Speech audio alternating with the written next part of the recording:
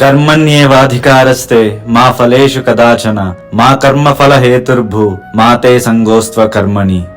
మనం ఏదైనా పని చెయ్యాలని డిసైడ్ అయ్యాక మనకి ఆ పని చెయ్యడం మీద మాత్రమే అధికారం ఉంటుంది. అందుకే మనం చెయ్యాల్సిన పనిని మన పూర్తి ఎఫర్ట్స్ అండ్ ఫోకస్ పెట్టి చెయ్యాలి. సేమ్ టైం ఆ పని వల్ల వచ్చిన రిజల్ట్ అది సక్సెస్ అయినా ఫెయిల్యూర్ అయినా సరే దానికి నువ్వే కారణం అని అనుకోకూడదు. ఎందుకంటే ఏదైనా సక్సెస్ అవ్వాలంటే దానికి చాలా ఫ్యాక్టర్స్ తోడవాలి. ఓన్లీ నీ ఎఫర్ట్స్ నీ ఫోకస్ మాత్రమే సరిపోదు. సేమ్ ఫెయిల్యూర్ కూడా.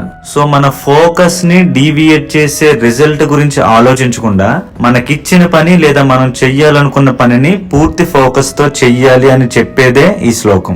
చాలా మంది ఈ శ్లోకం అర్థం మనం పని చెయ్యాలి ఫలితం ఆశించకూడదు అంటుంటారు. యాక్చువల్ గా అది కాదు. మనకి రిజల్ట్ మీద ఆశ అనేది లేకపోతే మనం వర్క్ చేయడానికి డ్రైవింగ్ ఫోర్స్ అనేది లోపిస్తుంది. ఆశ ఉండొచ్చు కానీ ఫలితం సాధించాక అది నా వల్లే వచ్చింది అనుకోవడం తప్పు. ఎందుకంటే నీ శక్తి, నీ కష్టం, నీ ఎఫర్ట్స్ తో పాటు చాలా ఎక్స్టర్నల్ ఫ్యాక్టర్స్ హెల్ప్ అవుతాయి ప్రతి మనిషి సక్సెస్ అవడంలో.